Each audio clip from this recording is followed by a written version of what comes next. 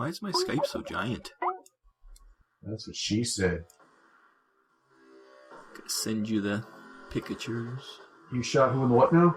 Gotta send you the agenda so you can look at the pictures. Oh. Why should I start now? You always look at the pictures. You at least pretend to look at the pictures. That is true, I do pretend. Welcome to the Deadzone Podcast. Deadzone is the sci-fi tabletop miniature skirmish game from Mantic Games. And now, here are your hosts Rob Harper and Jack Pike. I am your announcer, William Randolph Wintergreen. Welcome to the 48th episode of Deadzone the Podcast for late January 2016.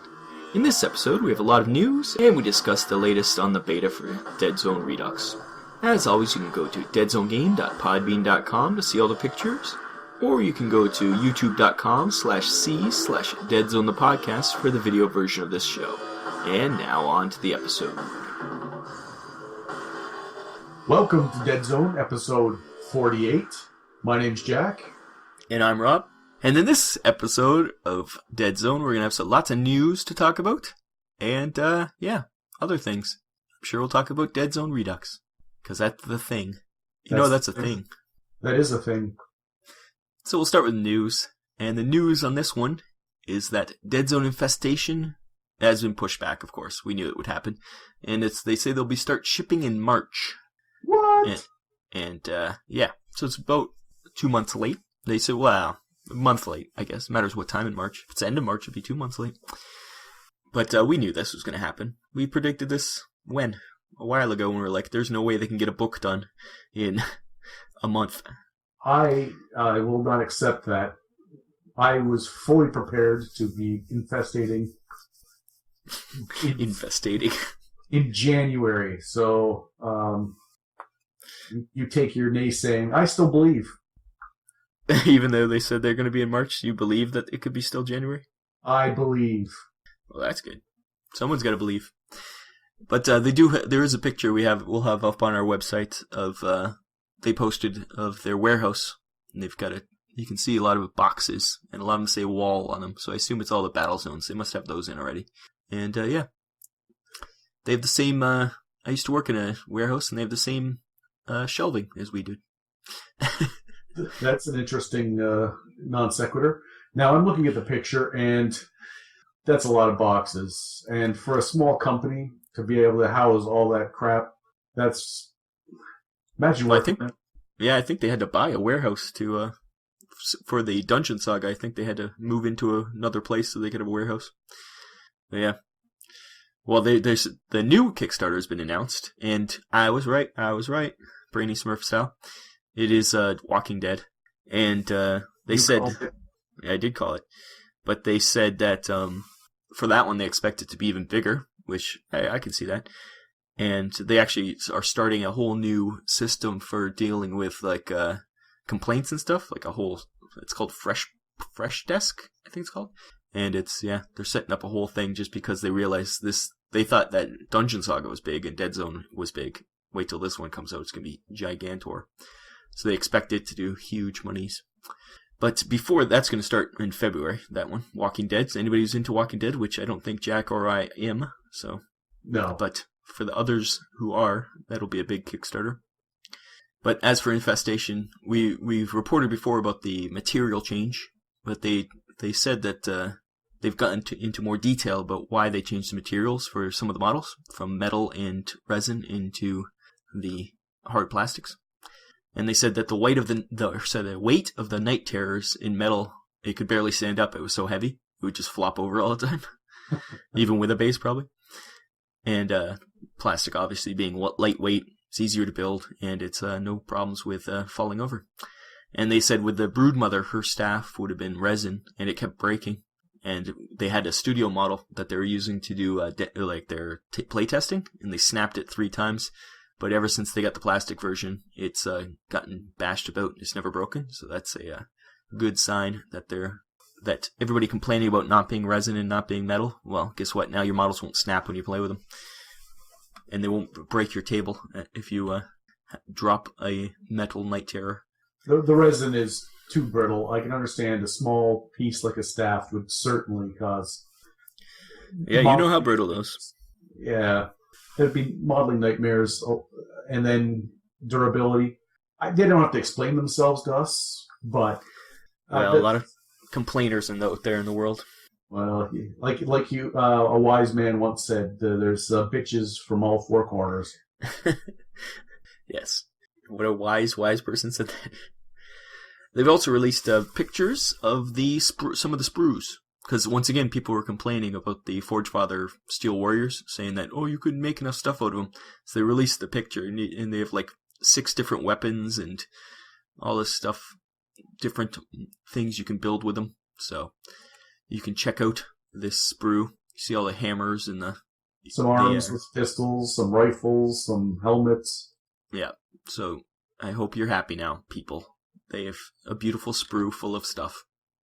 It looks rather organized. Look at that, all the arms in a row. It's a nice looking sprue. They also have the Jetbike sprue, which I'm especially excited for. And I can't wait, because it's awesome. Well, and I will be getting many of these. Yeah, I was going to say, you're going to be sick of seeing these things by the time you're done. And they come with flight stands, 2 different height flight stands, which is cool. I don't see any like scale for it, but it looks like there's a taller one, a shorter one. So depending on how you want to model, I just wonder how high that flight stand would the highest would be. Yeah, I wonder if they're gonna have rules for something like that. Maybe. Or maybe for Warpath or something that'll have some, or Firefight. But yes, I can't wait to get these jet bikes because they look amazing. And we also have a shot of Blaine on his jet bike, and he's looking Blaney. He's got his nice scythes off the side.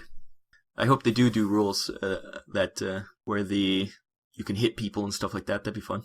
Oh, right. So you can run people down with them and become like instead of just a shooting melee jet bike. Yeah, you can just slice into people. We also have a nice... What's that? 2000 style. Yeah. Yeah, there you go. That'd be fun. And we also have a shot of Recon Unit N7117, which is the new hero for, I guess he's I don't know what he is technically. Is he a mercenary or is he a regular trooper? We don't know yet, I guess. Because he's still in the beta. Yeah. Yeah, we can discuss that in greater detail later. And then we have the Plague Aberration with his 3-point stance, or 4-point stance, I guess. You can't see his last foot, but I assume it's on the ground. He's pretty hefty. I wonder if you could reposition him in any way. He's a pretty big guy. If the stage 1 is any indication, and in the Restic I was able to move the arms in there pretty hefty, again, without scale beside like another miniature or a ruler or, perhaps a very tiny man standing beside him, I couldn't tell you, but I guess if you really wanted to get brave and you had like 3 or 4 of them, you could try it. And it's going to be hard plastic, so no hot watering them, but you'd have to cut and paste on them. You can see a seam where his arm, right above his arm there. So obviously his arms are separate, so that's a good thing. If you want for repositioning, that'll help. Yeah, maybe you could make him stand up a bit more. That's what I was thinking, yeah. Make his head look forward a bit. Well, that's the best part of having miniatures is the modeling, and I'm sure there's going to be some people making them do all kinds of crazy, terrible, unsanitary things. Or putting a Plague Teraton head on him or something. Why would you do that? Because that'd be awesome. Next is the Broodmother. She's looking good in the hard plastic there. I can see that staff being delicate. It is a nice long staff there. Plus her tail. Is that a tail? Yeah. Is that a tail or like... Yeah, it's her tail, right? Off her one hand. It's just behind her hand. It's hard to tell by the picture. Yeah, it looked like a whip coming from... Yeah, that's what I thought first, yeah. Because she's got something vaguely tail-like coming up the other side, too, that goes up the polearm, but I think it looks like the one you're talking about comes from her backside and just kind of... It just happens to go behind her hand, so it looks like it's coming out of her hand. Yeah. Yeah. And then we got the Night Terror, which they were talking about being too heavy. He's a big boy. He's like their tank. And they got 2 different versions of them because they got the hand-to-hand version and you got the gunner version. I like the hand-to-hand one. He's looking mean. With his backwards wings and his... Yeah, they're like scythes. And then we got the progenitor with a sniper rifle. These guys get sniper rifles? That's pretty cool. Everything. But look at all the pouches and tools and armory bits and backpacks. They're not naked, that's for sure. Yeah, he's got like tongs on his belt. In case he has to pick up some old-timey rivets from a bridge building. That's right. And then we got the Piper. He's a pointer, and his foot's up. He must be a leader. He's the leader, for sure. There's no question. He's pointing and his foot's up. He has to be the leader. And then below that is the rat swarms, his rat swarms. One looks like it's coming out of a barrel, and the other one's just a free-form rat swarm. How do you feel about those guys? They'd be pretty easy to paint, or? I like the thought in theory, like, because you can make the pipe different. The plague swarm I had a problem with. I remodeled that, and it had some mice on it. I don't know. These look better than the plague swarm did, but then again, what can you do? It's a pile of rats. Yeah, you'd almost have to like pick each rat out in a different color slightly to differentiate. Otherwise, it'd just look like a brown mass, right? And that was the plague swarm's problem. You would really have to take the time to either make them all look different or go with the theory that they all look the same, and that's why it's a swarm. I guess you'd have to teach their own, I suppose. Yeah. I don't know if I've ever seen a non-mantic painted flag swarm. I wonder if people just never painted them. They're great models, though, so I assume people do have them in the armies. But, hey, if anybody out there has a plague swarm, send it in so I can see what it looks like painted. Because the only one I've seen is Jack's modified one. You've got your finger on the pulse of that kind of deal, so if there are plague swarms out there painted with love and care, you should have seen it. Yeah, you'd think, but who knows. Next is the vehicles for the plague. There's the Veerman Heavy Chem Laser and the Veerman Heavy Chem Thrower. One looks more like I think it's going to be more like a flamethrower, the other one's more of a shooter. But these guys come with 2 extra guys, too. They have a Veerman crew that go with them, so there's 3 guys total. So that's kind of cool. You get 3 guys running around. I would like to put them all on one base so they're all together. Unless there's rules for that, I'm not sure. And the one guy's got the crazy binoculars. The one crewman. But they're vehicles. I bet they'll be about the same scale as the Jotun from the Forge Fathers. It looks about that scale. So like a small vehicle. Even if it's comparable, like if it's if they've tried in a way to make sure like there's a smallish vehicle and there's like everything was kind of spread out unilaterally, like a small vehicle that like the Jotun or something with the guns and stuff. You know, I'm just saying like to make things a little on the even side. Yeah. Well, is there a gun track for the Marauders? That's kind of probably about the same size too. And then I guess with the jet bikes and Forge Fathers have a motorcycle too, don't they? It's another thing I've never seen. I always like the look of the Forge Fathers motorcycle. So there you go. That's all the sculpts we have from the upcoming Infestation Kickstarter. And we'll take a quick Mantic ad. We'll come back and we'll talk about the Warpath Kickstarter because there's some more news on that one too. Okay. Okay. You have been listening to the Deadzone Podcast with your hosts Jack Fike and Rob Harper. The Deadzone Podcast is dedicated to Deadzone, the tabletop miniature game by Mantic Games. Visit them at manticgames.com. Hey, this is Community Pat, and you are listening to Rob and Jack on Deadzone the Podcast. And we're back. And now about the Warpath Kickstarter. The Warpath Kickstarter is coming out in a long time, so we don't have sculpts yet, but we do have some concept art. The first one is the Hornet kit, which they've announced that's going to come. The kit is going to come with the plaguified version and the regular version, so that's cool. So you get to choose. Yeah, we did have that question. That was something for that and Mule and some other things that they did say plague. Yeah, we're still not sure about the Mule, but at least the Hornet's got both versions. And if they're going to do it for one, they got to do it for all, because it's once they made the Striders like that and it was brilliant, there's no turning back now. You can't hit the nail on the head once and then go, nah, we're done being right. And this guy, his concept, he looks cool. From the top, we've kind of seen that top view before, but now we get the side and back view. And you can see their crew compartment underneath, and that opens up with a little ramp, as you can see in the last picture. And it's looking good. Looks like a nice dropship. Something you've been eagerly awaiting. And it's, yeah. I can really see it plagued up, so it looks like the Reavers from Serenity. Like, can't you see that on this easy? Yeah. You strap a couple of corpses chained to the front and, a spike or two here, maybe some battle damage. Oh, yeah. I totally see the plague as the Reavers. And, yeah, so I'm excited. We're getting some Hornets. And next, we do have some 3D sculpts of the Bursters. These guys look rather disgusting. They have a lot of pustules. Slightly different than what the concept art had shown, if I remember correctly. But they are.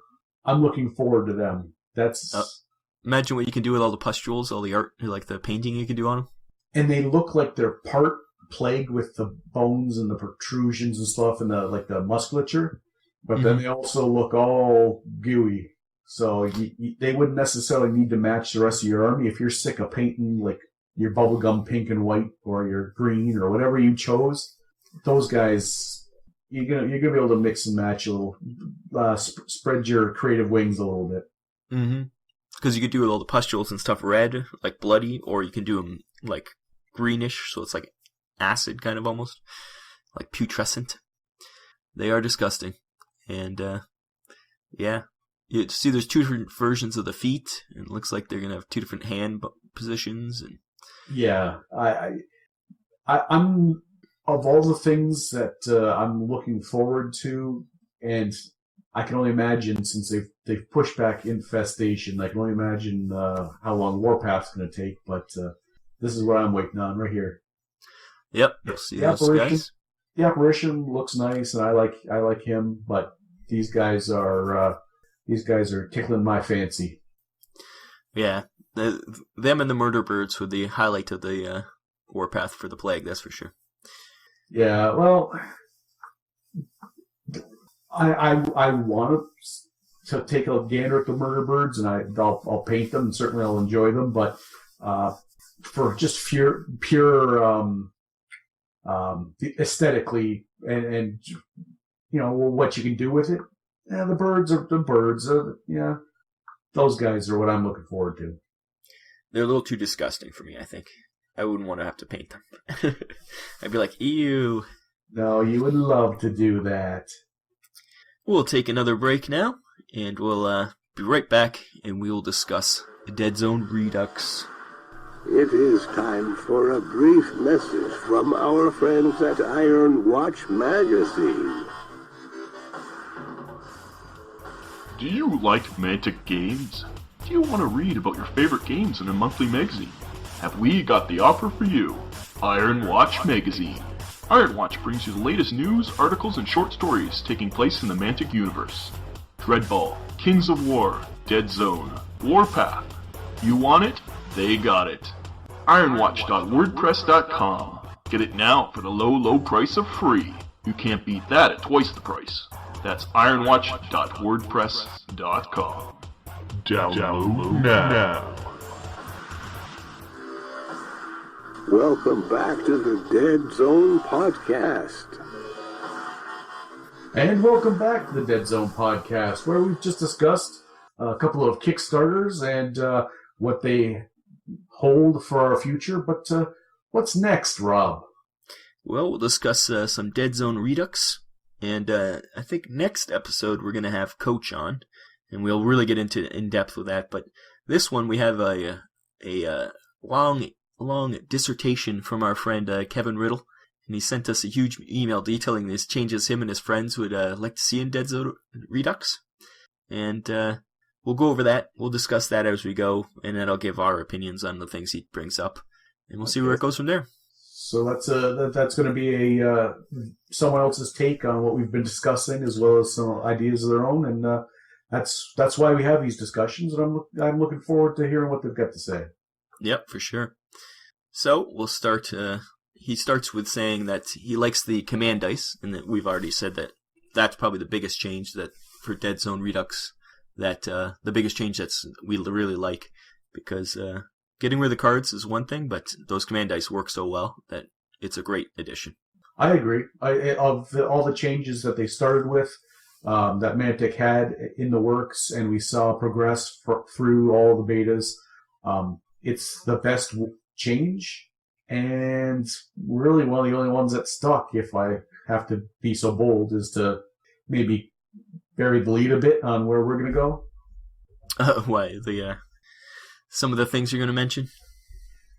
Yeah, I don't want to step on Mr. Riddle's toes, so we should continue before I hijack the conversation with my thoughts and dreams and aspirations. That's true. He was also talking about to put more emphasis on leaders. They could, if you lost your leader, maybe you can't reroll dice for the what's it called? For the command dice. Because now it's like if you lose half your army, you don't get to reroll. But maybe if you lose your leader, you automatically stop getting to reroll too. That's kind of what influences your command dice. That makes sense. Puts a little more emphasis on keeping your leader alive, or choosing the right leader, or because that is the command dice is become very, very important, and the loss of the ability to reroll sounds pretty, big deal, but it really is. The game has now evolved with those command dice, and you need them. Yep, and to getting rid of things you don't really want is important, that's for sure. Or desperately try and get something that you need. Yeah, you're like, I just need a move this round. Yeah. And he also said he'd love to see a goblin leader. And, a goblin leader would be funny. Especially if he's prancing. He has to be prancing, though. Well, you could always turn... Well, I guess they have to make rules for him now that they have, like, the army rules. I was going to say you just turn your prancing sniper into a leader. Just give him, like, a staff in his hand instead of a sniper rifle. Just mod him up, put his foot up on a crate, and there you go. He'd be dancing on the crate. On top of the crate. Does that count? He's not really pointing. That was the only issue. He wouldn't be pointing. You know what? Yeah. I think the foot up is the important part. After that, it's all just embellishment. But you get that foot up on a crate or a little piece of rubble, and you got leadership. Yeah, that's true. And he also said that he'd be glad to see more leaders and specials for the army lists to be added. And that's already been announced. It's kind of going to be like that'll be the next kind of step up, where right now they're just getting the rules down. Next one will be to expand it to give more leaders and other things into it. Because right now it's pretty basic. We'll have to see how it ends up, but yeah, it's a couple leaders for each army, so you have a little bit of variation, but certainly not really blowing anyone's minds with differences. But it does mean that at some point, when everyone's when the Kickstarters have died down and they're looking to just make small changes to the game, or sell more models, if you just wanted to get all greasy about it, if you just wanted to sell more models, you can every month release something for each faction. It just comes with a card saying what his army ability is, or what his splat dice is, what his stat line is, and there you go. Enjoy. That'd be smart. Hopefully they do that, because I don't want to have to wait for a new book every time. Otherwise it'll slow down the new models. You know what I'm saying? I know exactly what you're saying. If almost like Dust, I guess. Dust did that. Every time you got a model, they'd come with his card and tell you what. I understand they're trying to get away from cards, but even if you just have his stat lines, or even tell you like just a site to go to that you can just download the new stats, because you have to keep it moving. And in today's society, there's no more waiting for a book to get everything right. The internet's here. Well, I have to disagree with you, because even though I believe we will not be let down, that in January we will be receiving Infestation. Rumor has it that maybe we won't. And so... Yes. And he also complains about the Forgefather Huskarl, which is also the same one that Coach was complaining about, that all its ability is to repair a vehicle. So you don't take a vehicle, it's kind of useless. And I understand that because you want to use the Huskarl. It maybe even be better to give different Huskarls, like you can say, this is Forgefather Huskarl George, and this one's Pete. And each one has a slightly different ability. So George is really good with vehicles. So if you have a lot of vehicles, you take Huskarl George.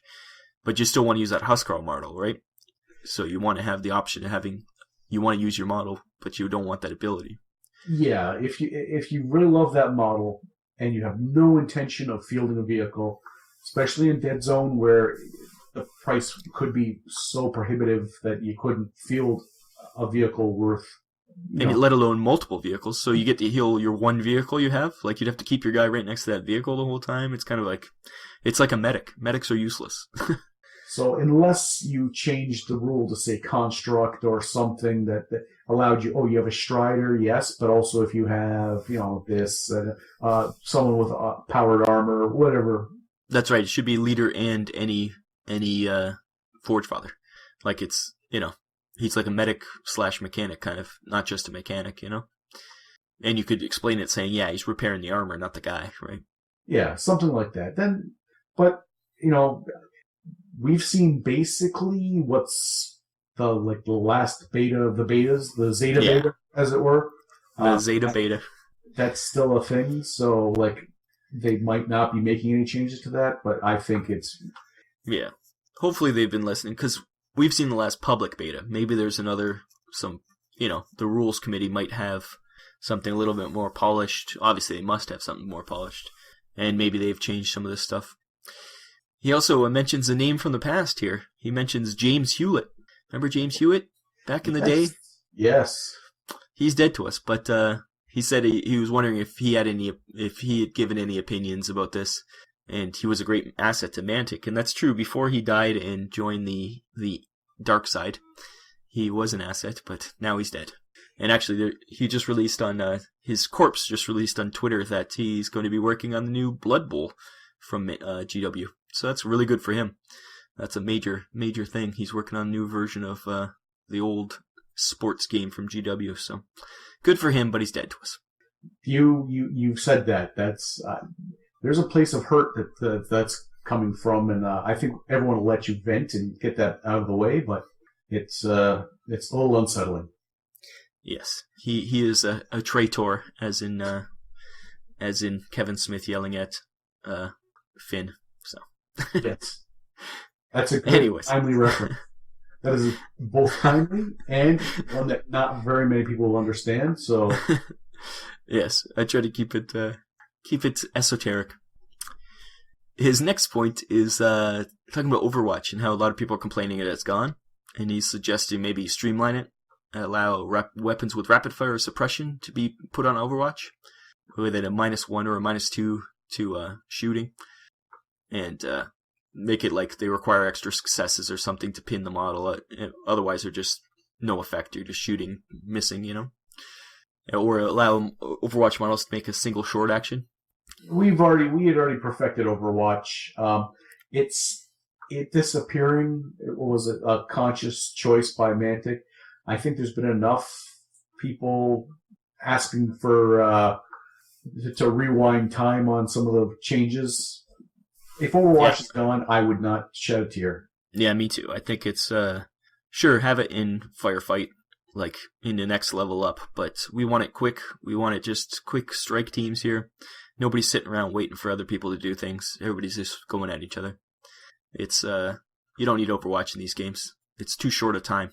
It's gone now. I enjoyed what it could have been. I would have played the hell out of it if it was possible to do an Overwatch that I enjoyed, but I think it's gone. It's dead. Yeah. We don't need Overwatch. But he also said that we were talking about this too. I think not on the show, but offline. That when you move into a square for a free fight action, if you kill the guy, you should still be able to shoot, because that was the move was only a short action, right? Yeah.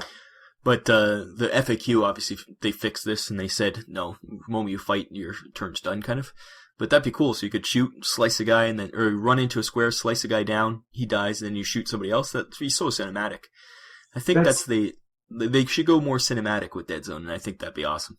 I think when Deadzone came out, the cinematic aspect was what they were going for, and the way it was before, where you could double and triple and then make moves afterwards, it had that flavor, but it was too much. I think it. Well, it's too clunky. It didn't give that quick action, right? They've got the system down. They've got the mechanics down. That it is streamlined now, and I think removing the ability to like just pull a train on another model, just go on a checkerboard pattern. I think I liked how lethal the game became, but I also miss a bit of that Cantonese Saturday night flair. And even with this, you know how it used to be that if you triple, you get another fight action, you can move and fight somebody else? This, you'd get to your short action. So you move a short action in, fight the guy, and then you get one more short action. You could move into another square, fight another guy. And it's not overpowered because you don't get to keep doing it. You can't chain it forever, but you can kill 2 guys in 1 turn, I guess. And that'd be fun. I think that'd be wicked. But especially with, It's not meant to be. There must be. It's been play tested. There must be a reason. Yeah. Someone might be too powerful for some certain characters and stuff. Determined that just can't be for whatever reason. Someone has a short action that you just shouldn't be allowed to do after fighting. So. Yeah, he says. He also mentions the chain fighting, and he said maybe that could be a part of Brawler. If you have the Brawler ability, maybe that's just something you can do also. You kill one guy, you get to fight to the next cube because you're a really good fighter. So not everybody can do it, but if you have Brawler, you could do it kind of. It's an idea, I guess, but they want to make it simple, not complicate they don't want it to complicate it, and that would be that one little extra complication, right? Yeah, I agree. He also says it's kind of weird that when you fight, and the guy, this is from original Deadzone too, the guy's pinned, he automatically stands up. And he sees that's kind of weird. That's only for the first turn. You can't just jump into a square and just start taking the boots to a guy on the ground. That makes more sense. He would just stay down, and part of his turn, he has to stand up, you know? Like if he's pinned because he's being shot at, and I can understand how, okay, no one's shooting at him anymore because a friendly's gone in there. Yeah, he would stand up, but there's got to be instances of pinning where, hey, I was just knocked by a grenade off a wall. I've just fallen here and I'm pinned. That's not one you just spring up, like, I'm okay. Yeah. I guess their theory is that he automatically stands up just to make it easier, because what you're going to do in your next turn is automatically stand up anyways, right? And you get 2 short actions, so standing up's one, fighting's the other. So it's an automatic move, maybe? So they just cut it out and said, you're automatically going to do that. You don't get the choice of staying down. But it's just, it'd be more thematic, I guess, that if you jump into a square, the guy's on the ground, he stays on the ground because you're just going to keep taking the boots to him until somebody else rushes in to save him. Yeah. Again, for simplicity, just standing them up means all the mechanics of fighting stay the same. There's no ifs or whens or big paragraphs. It's fast. It's for simplicity's sake. I agree. I can see that why it is. And the next thing he mentions is smoke grenades. In the rules as it is now, it's the opposite to this, but he says it should be 1 to 4 dissipates, 5 to 8 still there, because you want to roll higher. Right now it's the opposite, where 5 to 8 dissipates. So since 8s are always good, or almost always good, but he thinks it should be the other way around. But that makes sense. As long as it's written down. I've never used them, and I don't think we've ever played with them. If they weren't in the game, I don't think we'd care. But if everything higher is better has been the rule throughout, higher the better should be the rule throughout. It's just one of those things. It's one of those OCD things that I'm sure just would irk some people. That I think I'm trying to think. There is another time when lower is good, isn't there? Can you think of one? I think there is, but I can't think it off my top of my head.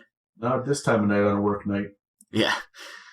And his next thing is the jump packs. And for the enforcers, it should be that it's jumps over the gap. And yeah, I think it should be both, but at least have the old ability. Because that new ability kind of, I don't know.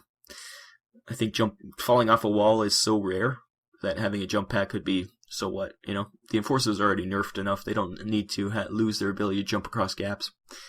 As a plus to the old ability, that seems like an errata or something that came up, and then, you know, because I can jump across buildings, but I get knocked off a building with this jetpack. Yeah, it doesn't make sense. Yeah. How come? And it sounds like, you know, something would go, okay, and you take no damage from falling, but then the whole point of the jetpack, which was one of the best things about the Enforcers, was to move from one building to the other, that like 3 floors up, was such a unique thing for the Enforcers that it didn't like dictate how they played, but because it didn't come up that often, but it was cool when it did. But when it did, and you're like, oh, you know, like it was that little. I liked it. I think the jetpacks having that ability is part of the flavor.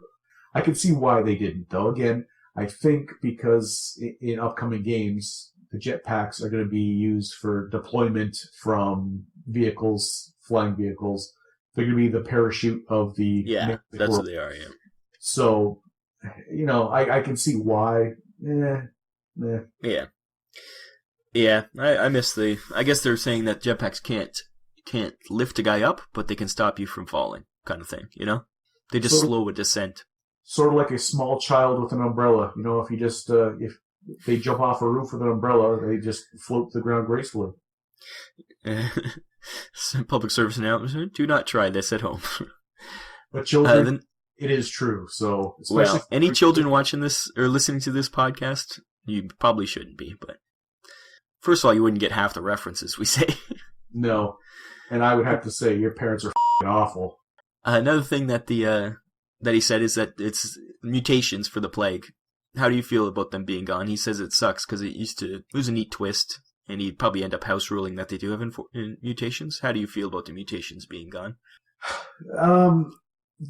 The original game, the mutations, there's very few of them. The rules were very weird.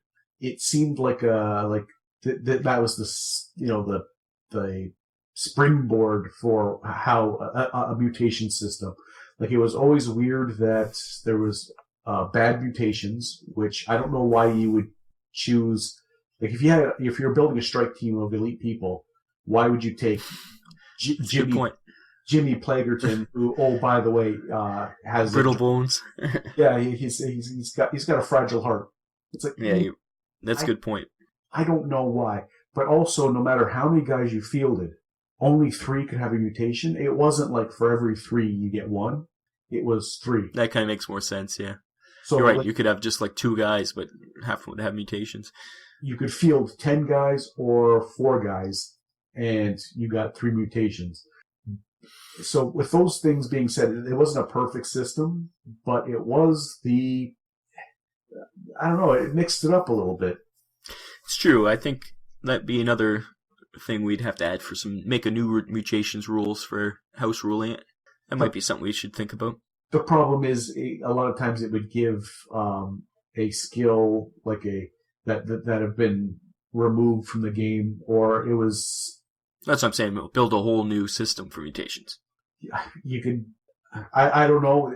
Until you mentioned it, I hadn't thought about it. I had assumed there was going to be something addressed in the beta rules for mutations, but they be gone.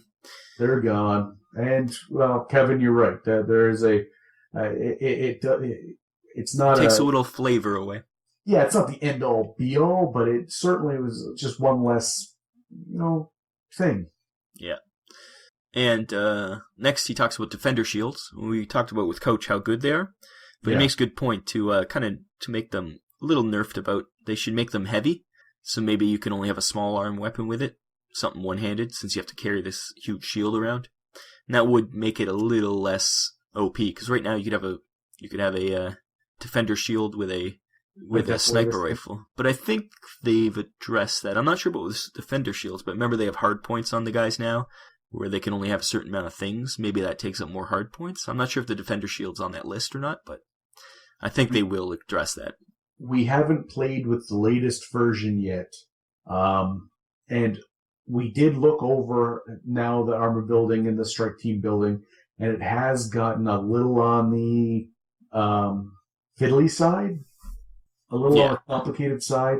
So I cannot say for certain that there isn't something in place to stop someone carrying a Defender Shield and a Desolator Cannon, but I'm not certain. Yeah, exactly. We opted for Kings of War instead, so... Yeah, we played Game of Kings of War instead of playing that. And he says about they should have incendiary grenades like white phosphorus, and it has it burns ability. That'd be kind of cool. And I think, once again, that's probably something in the future, or House Rule it once again, throw in some phosphorus grenades. Just make them expensive.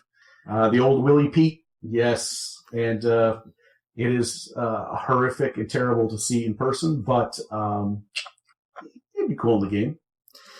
And he said that it's stupid how the monowheel scout bikes count as an item, so you can't have that in a grenade.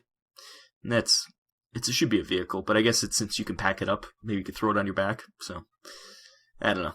Nobody's ever going to use those monowheels once the jet bikes come out anyway, so... No, there's going to be a pile of monowheels, like in a town square, and people will be hurling them on there and then setting it ablaze. I'm seeing pitchforks and torches too, but maybe I'm overstepping maybe I'm embellishing just a bit. I didn't like them. I didn't care for the design. Yeah, I didn't like the aesthetic of them for sure. You were disappointed because they had finally, dipped their toe into the pool that was vehicles, and that's what you got. Yeah. And then they released a true motorcycle bike, and you were, that's what I wanted right there. The Brockers have that bike, so yeah. Speaking of the Brocker bike and the jet bikes, this is where Kevin was talking about running people over, and that'd be cool that you could just smash someone with the bikes. I think you should be, especially with blades. It's got those blades all over it, and get a chance. Maybe you crash, but that'd be cool to see. You couldn't make it, something that everyone would always like. There would have to be some sort of comeuppance for like just rampaging with a vehicle. You lose control of the vehicle, or it's doing damage to the hard points, or whatever it is. But it would be grand just to get some guy pinned in an alleyway somewhere, and you just know it's coming. Just smash it. Yeah. He can't get out, and there's a bike coming at him. That'd be funny. Bike, and you just roll like whatever amount of dice and just pulp them. Yeah. He also mentioned the Reb survey drone, and it is pretty useless now. Because you used to have that ability, but now it's got nothing. So, what is the point of those survey drones? I'm not tracking. Well, it used to have the ability, like this. It used to have spotter, which meant you could shoot at it with the benefit of as though you could see it. You could see where it was seeing, yeah. But now that the ability's gone, so the ability's gone, and there's no cover. So now you got a drone that doesn't do anything. They should just give it some ability of some sort. Maybe spotter will come back, or maybe they'll just get rid of the survey drone, or indirect weapons or something like. Give a bonus. That's what he said. Maybe give a bonus for the crew served weapons, like mortars. So if you lose your spotter, you can use the survey drone kind of thing, or use the survey drone as a spotter. Yeah. I don't know. Once again, get a little complicated, but they should just give it some ability. Something. Yeah. Give it something. And just say that it can see I don't know, but you're right. I hadn't thought about it. The Rebs have the survey drone, the one mercenary, he's got recon, yeah. And there's got to be a function that you could give it that. Well, he said maybe you can use it to take objectives. You could just go fly it up and sit on an objective until it got destroyed. I guess so, but it costs points. There's got to be something better you can spend those points on. I played with. My Reb army had a couple of those in it, I think. And I believe they were totally useless. I remember you thinking, Jesus, why did I take these? It was a waste of points. Yeah, I remember trying to slam them into people. Like it was. But then they don't have a fight stat, I don't think. They had a shoot stat, and they were able to like shoot a little electrocution thing, I think. I don't remember. Either way, yeah. Speaking of stats, everybody should have a basic shoot or fight stat, he says.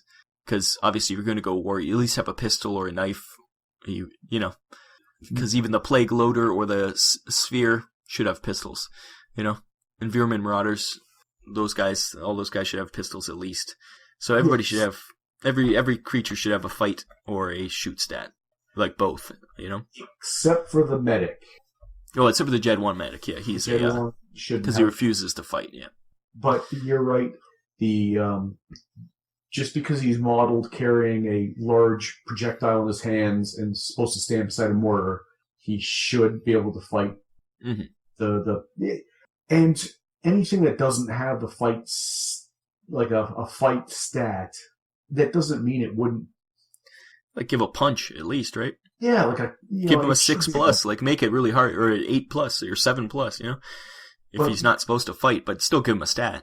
Right, a Z-sized guy who's really not supposed to be fighting at all.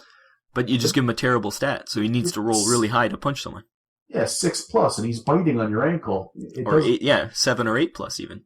It doesn't have to be a good stat, but it should be there because that's going to come up. Just in case, yeah. And yeah. I agree. I like how they did change that you don't need a stat to pick things up now, which is a really big step forward. At least the Plague Leader can pick up objectives now. He can command an army.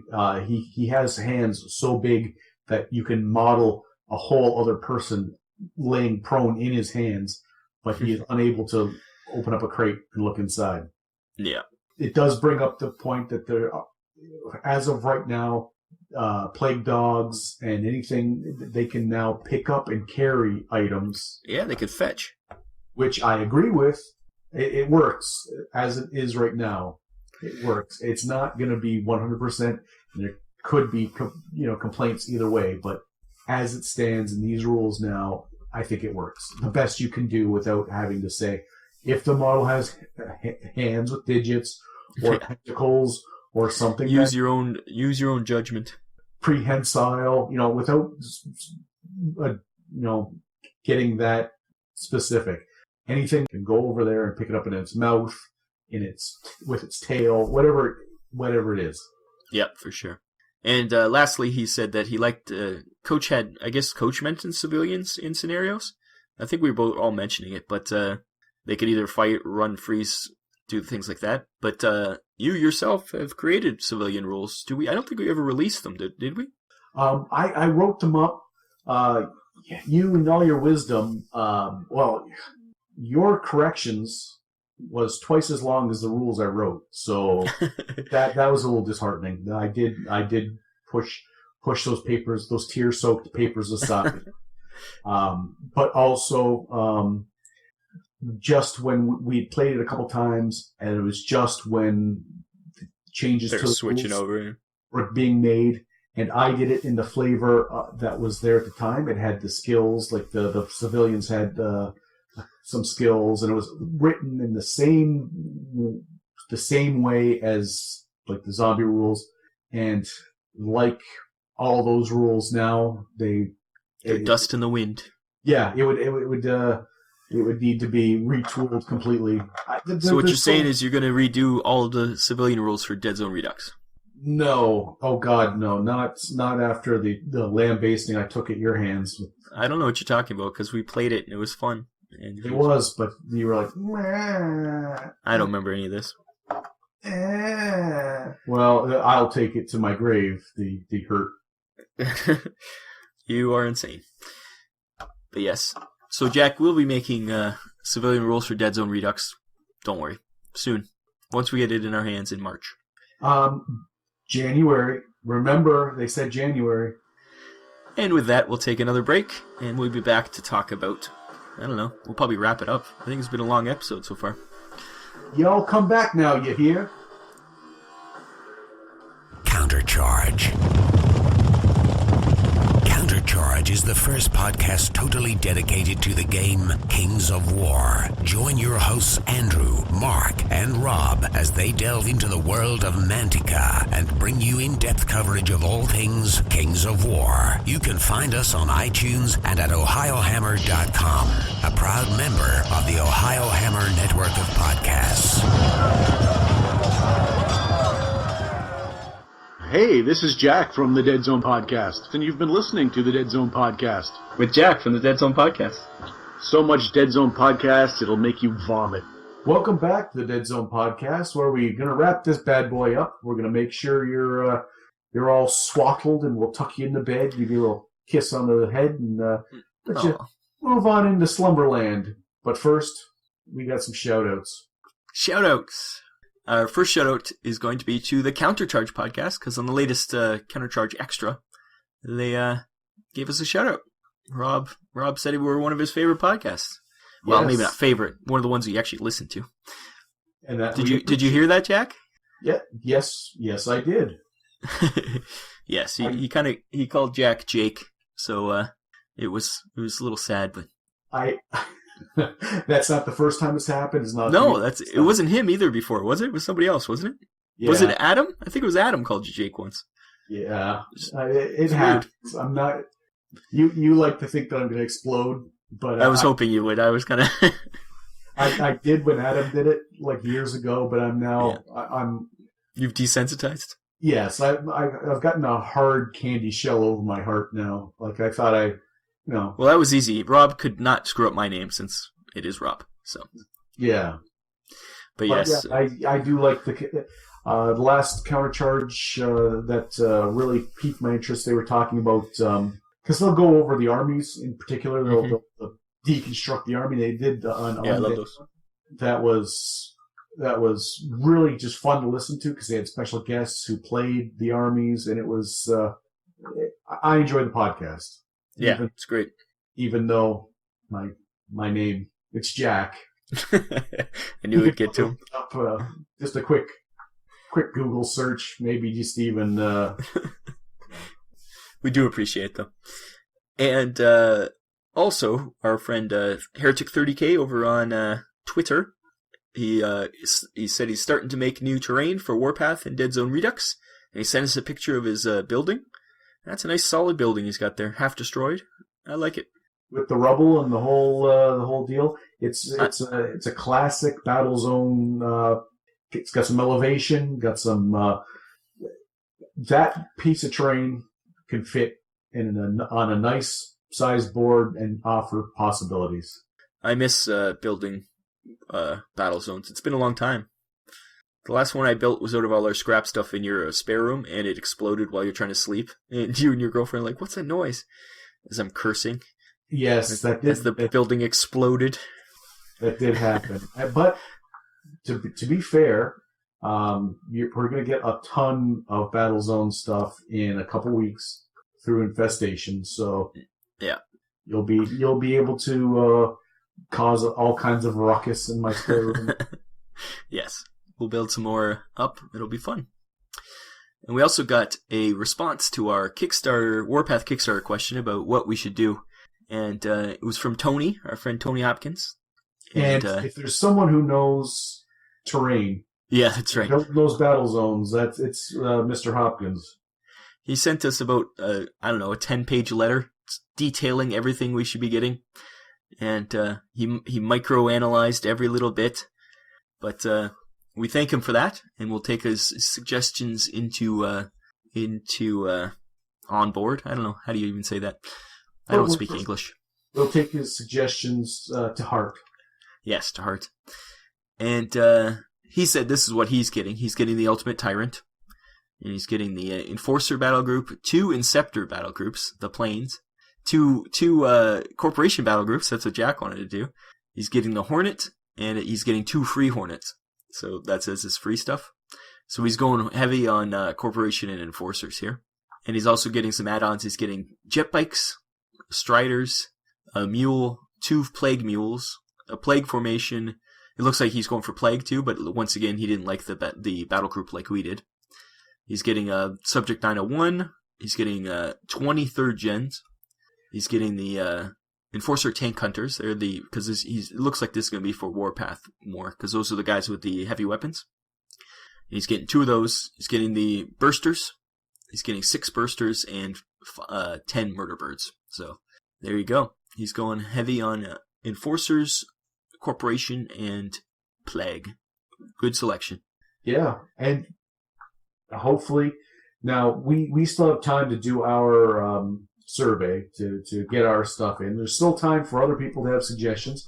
Listen to our last podcast, see what we're getting. If you got any suggestions, if you think we're doing something crazy, let us know. But I think I've looked over the suggestions here, and I'm gonna say Tony's probably dead nuts on what I think we should be doing. His suggestions? Not enough vehicles. Yeah. That's what I said. Well, and that's your particular kink.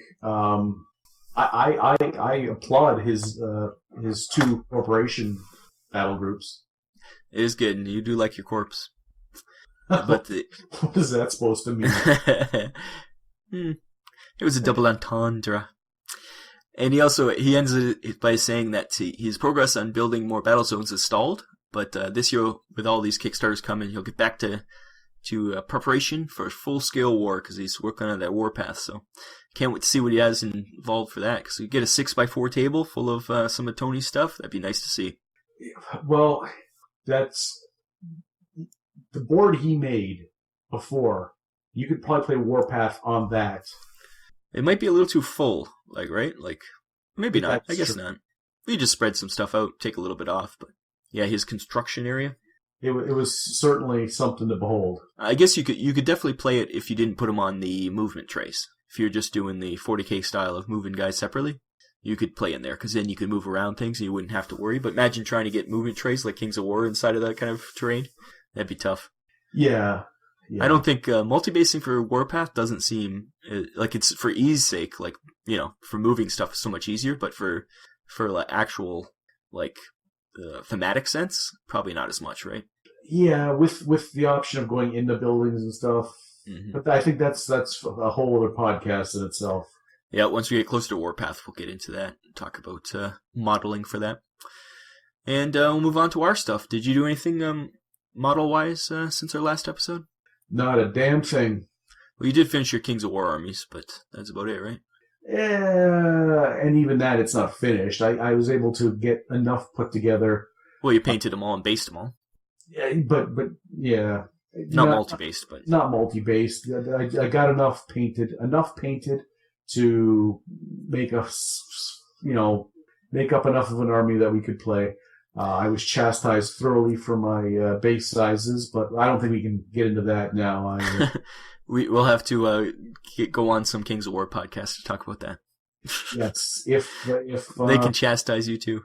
If Mike and Ron want me on their podcast to talk about what my problem is with the bases, the way Mantic has everything sorted out, well then just give me a call. I see what you did there. Well, I did. I was bored, so I magnetized all my Mechanite Dreadball guys. Well, a bunch of them until I ran out of magnets. But yeah, well, each guy takes 8 magnets, so I ran out of magnets quite fast. But they worked really well. I can't believe how well they magnetized together. It was fun. So I got all these Dreadball robots that you can switch out arms and stuff on. Robots. And that's about it.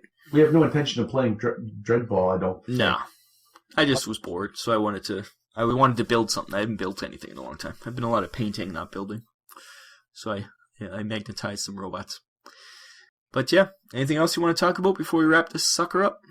No, I think for just to get the Deadzone podcast out, touch base, make sure everything was taken care of before we have another epic coach's corner. I think this was necessary. But everyone, it's coming. Coach is coming back. His high octane. We got a lot to say, and it's going to be a good one. So, thank you for joining us for this one. But be ready. Be prepared. Don't forget to go to cafepress.ca/Deadzone Podcast and buy some shirts. We put up new shirts with our new logo on there, so check that out. And if anybody has any ideas of other shirts we should put up, or memorabilia. Memorabilia, is that the right word? Souvenirs. Swag. Swag. But yes, check out new shirts, because it's a really cool design. And also go to falleninfantry.wordpress.com for all my stuff that I unbox, because I unbox a lot of stuff, because I buy too much. And other than that, I think that's it for us today. I've been Rob. And I'm Jack. Join us next time for the Coachathon. Bye-bye. Bye-bye. Thank you for listening to the Deadzone Podcast. I have been your announcer, William Randolph Wintergreen. Visit the website, deadzonegame.podbean.com. Email your hosts at deadzonepodcast@gmail.com. On Twitter, you can follow the show at Deadzone Podcast. The Deadzone Podcast is a production of Vinland Old Time Radio Productions.